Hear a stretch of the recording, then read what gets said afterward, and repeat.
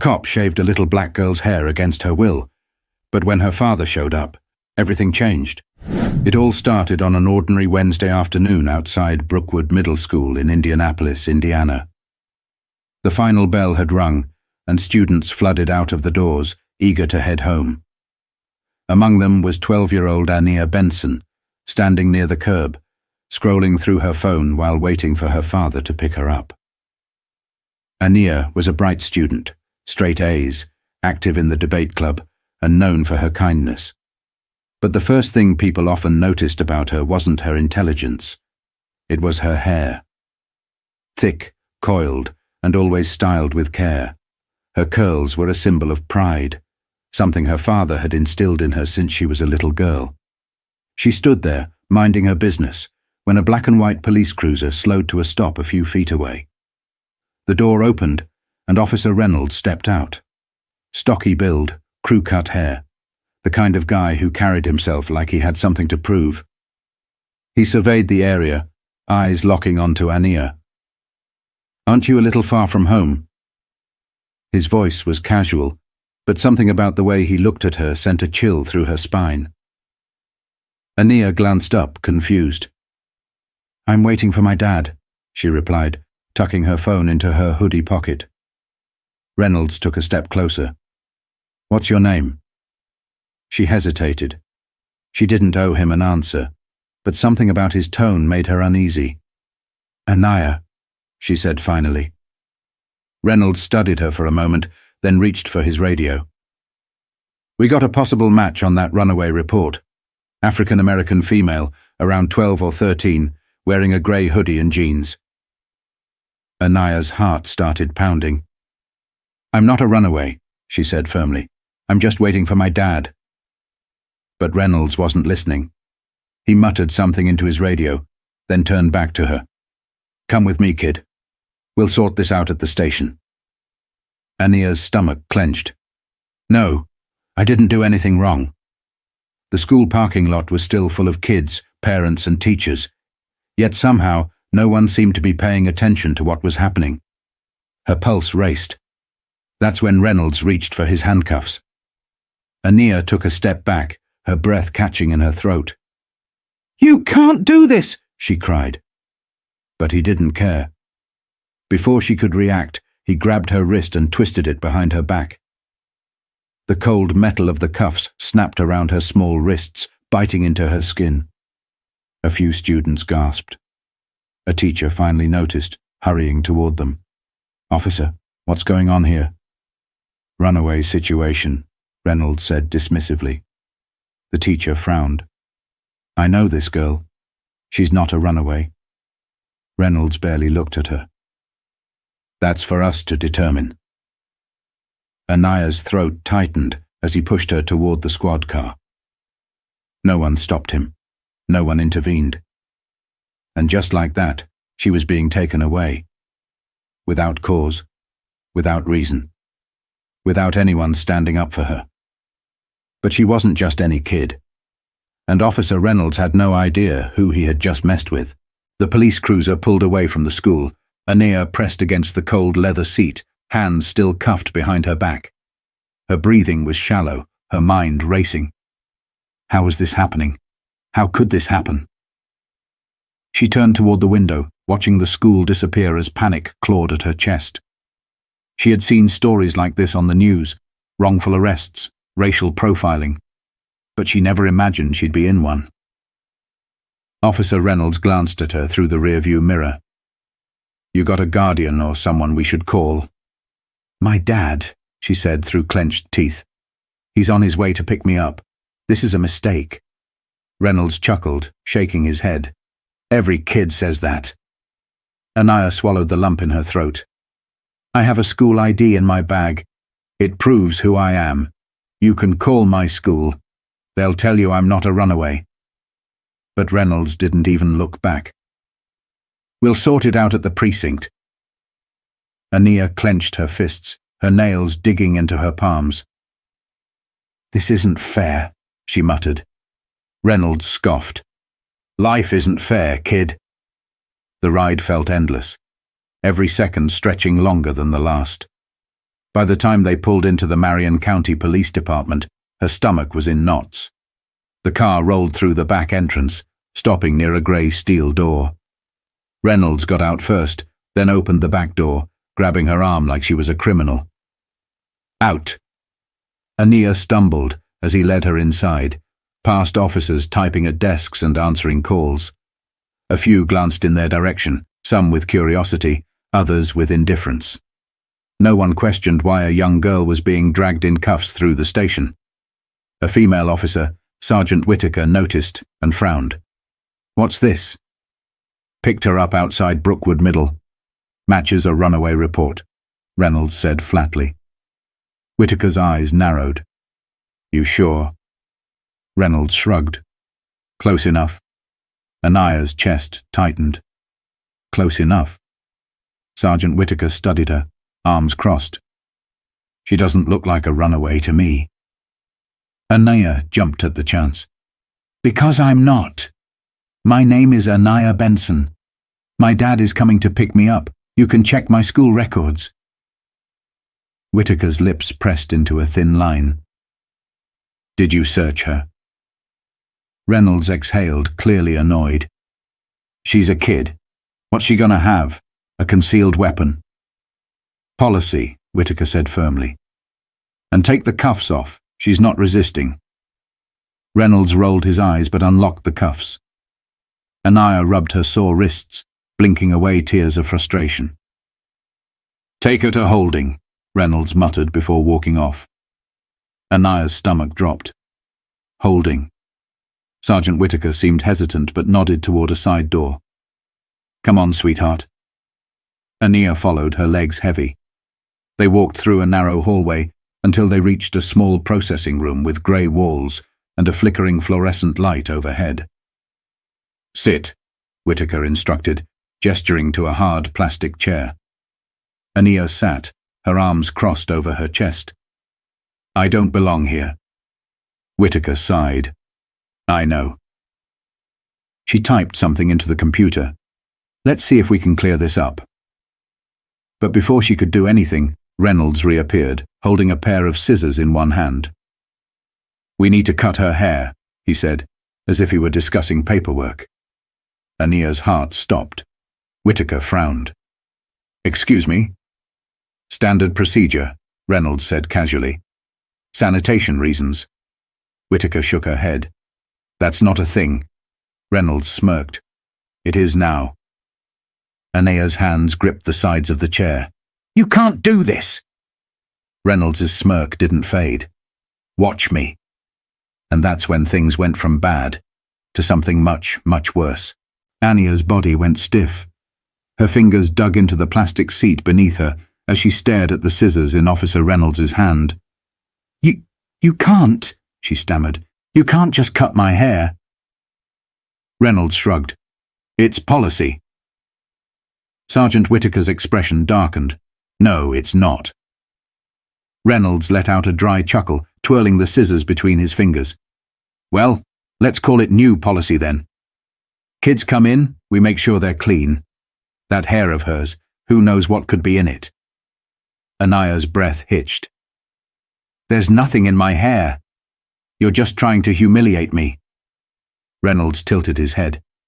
"Or maybe I'm just following procedure. Now sit still, or I'll have to do this the hard way." Ania's hands shot up to protect her curls, but before she could move, Reynolds grabbed the back of her hoodie and yanked her forward. "Stop!" Whitaker's voice cut through the room, sharp and commanding. "This isn't happening." Reynolds turned to her, eyes narrowing. "Are you interfering with an officer's duties, Sergeant?" "I'm interfering with whatever power trip you're on." The two locked eyes in a silent battle, but Reynolds was determined. He turned back to Ania and grabbed a handful of her hair. Ania screamed, thrashing in the chair, kicking out desperately. But Reynolds was stronger. His grip tightened, jerking her head back. Whitaker lunged forward, grabbing his arm. "That's enough!" "Let go," Reynolds growled. "She's a child. She's a suspect." Whitaker stepped between them, breathing hard. You want to violate a kid, you do it without me." Reynolds glared at her, chest rising and falling with anger. Then, without another word, he shoved the scissors onto the table and stormed out of the room. The second he was gone, Anaya let out a shaky breath, her entire body trembling. Her scalp burned where he had pulled her hair. Sergeant Whitaker crouched beside her. "Are you okay?" Tears welled in Ania's eyes, but she blinked them away. "I just want my dad." Whitaker nodded and reached for the phone. "We're calling him now."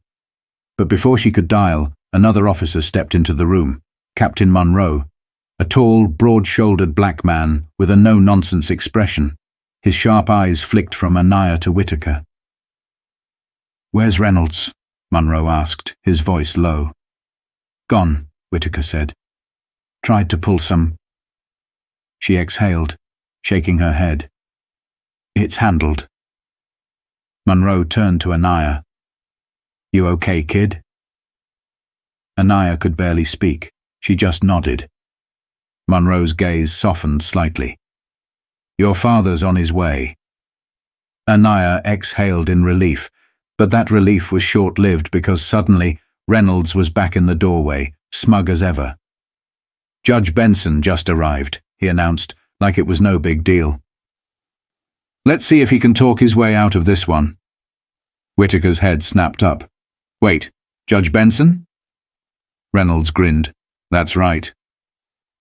And for the first time since she had been taken, Anaya saw fear flicker in Reynolds' eyes. Because he had just arrested the daughter of one of the most powerful judges in the state, the atmosphere in the precinct shifted instantly.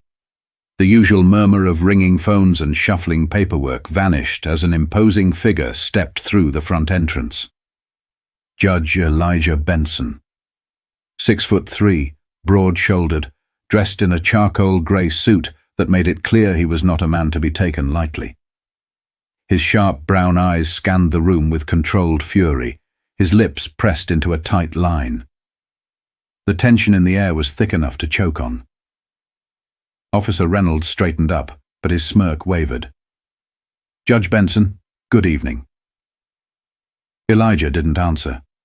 His gaze flicked over the precinct until it landed on her.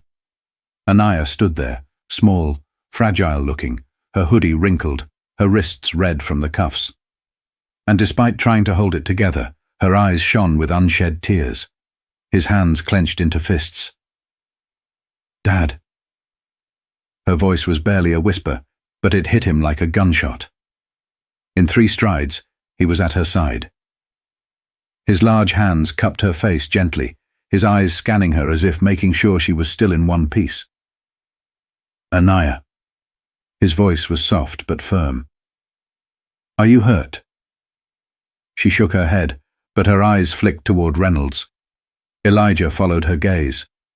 And then he turned. His entire presence shifted. Slow, calculated, dangerous. His eyes locked onto Reynolds, who suddenly wasn't smirking anymore.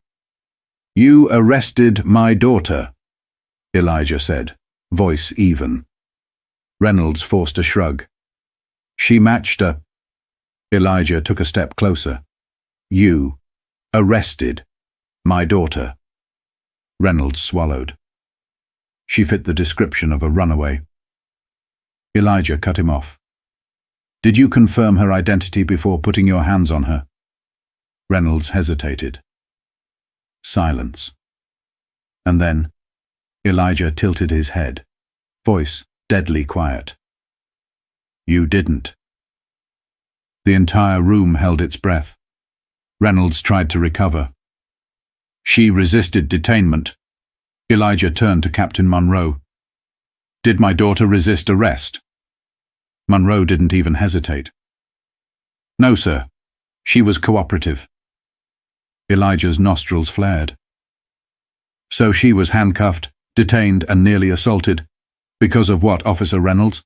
A hunch?" Reynolds stammered, but there was nothing he could say. And then Elijah dropped the final blow. "I want all the security footage," he said coldly. "Every second of it. Now." Captain Monroe nodded, and gestured to Whitaker. "Get it pulled." Reynolds went pale. Elijah crossed his arms. "You work for me now, Reynolds." His voice was ice.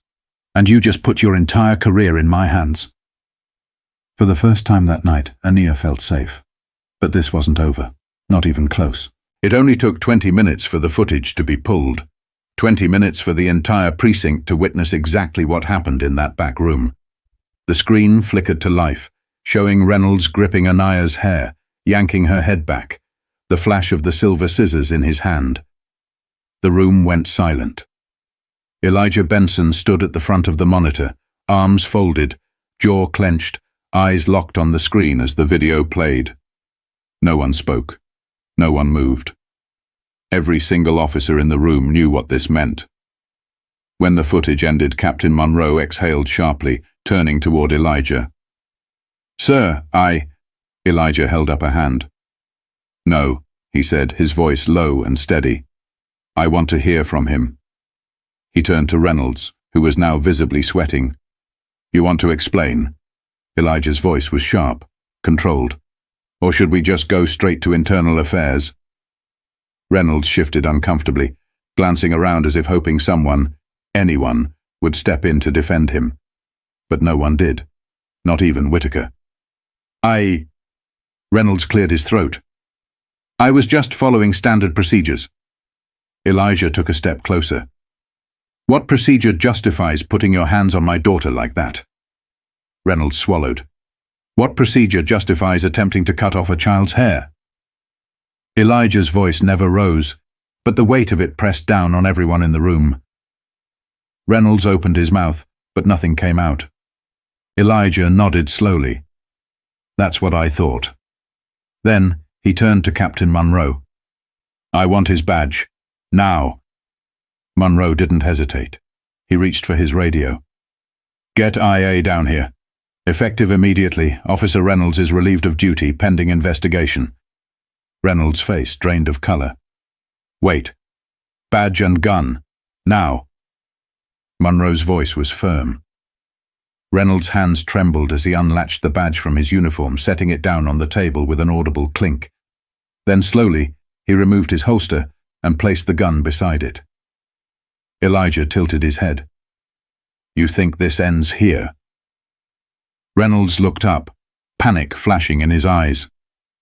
"Judge Benson, this precinct will be hearing from my lawyers," Elijah cut him off. "And so will the media." At that, Reynolds visibly flinched. Elijah turned to Ania, his eyes softening for the first time since he walked in. "Come on, sweetheart. We're going home." Ania didn't need to be told twice. She practically ran to her father's side, gripping his hand as he led her toward the exit. As they walked out, every single officer in that room was left staring at Reynolds, and for the first time he realized he wasn't the one in control anymore. But just because he lost his badge didn't mean the fight for justice was over. Not yet. The story broke that same night. By the time Elijah and Ania made it home, news anchors were already dissecting the footage. The headlines were everywhere. Indianapolis officer under investigation for assault on 12-year-old black girl. Police precinct faces scrutiny after attempted forced haircut. Judge's daughter wrongfully detained. Internal Affairs launches inquiry. The video spread like wildfire. People shared it, reposted it, demanded answers. By morning, a crowd had gathered outside the Marion County Police Department. Protesters, community leaders, even local politicians. They weren't just angry, they were furious. Ania sat on the couch, knees pulled to her chest, watching it all unfold. It felt surreal, seeing her own face on the screen, hearing people chant her name in the streets. Her father sat beside her, his phone buzzing constantly. Calls from lawyers, reporters, even the mayor's office. But his attention was on her. "You okay, sweetheart?" His voice was softer now, not the sharp blade it had been in the precinct. Ania shrugged. She didn't know how to answer that. "I just don't get it." Elijah frowned. "What don't you get?" She swallowed. Why? Why did he do it? Elijah exhaled slowly. Because some people think they can do whatever they want to us, that they won't face consequences. Anaya chewed her lip. But he is, right? Elijah's jaw tensed. He's under investigation. That's a start. But investigations weren't justice. Not yet. And sure enough, just 3 days later, the precinct released a statement. While Officer Reynolds's actions were inappropriate, we have found no criminal wrongdoing. He will be placed on unpaid leave until further review. Unpaid leave. That was it. Ania's stomach twisted as she watched reporters announce it on TV. So he gets to go home? She asked, voice hollow. Elijah didn't answer right away. His grip on his phone tightened. For now, he said. But we're not done. And he meant it. Because the next day, Elijah Benson filed a federal civil rights lawsuit against the department. And this time, the whole world was watching. Because this wasn't just about Ania anymore. This was about every black child who had ever been humiliated, violated, or treated like they were nothing. And whether Officer Reynolds knew it or not. He had just started a war he couldn't win. Justice isn't automatic, it isn't guaranteed. And for people like Ania, it's often a fight just to be heard. She wasn't the first to go through this. And sadly, she won't be the last. But what made her story different was who was watching. She had a father who refused to back down, a community that stood behind her, millions of voices demanding justice. And that's the real power, not in the system, but in the people who refuse to let injustice slide. Ania's story is proof that when we stand up, speak out and fight back, change happens. So ask yourself, if you saw this happening to someone else, would you stay silent? Or would you be the voice that finally makes a difference? Because real change starts when we refuse to look away.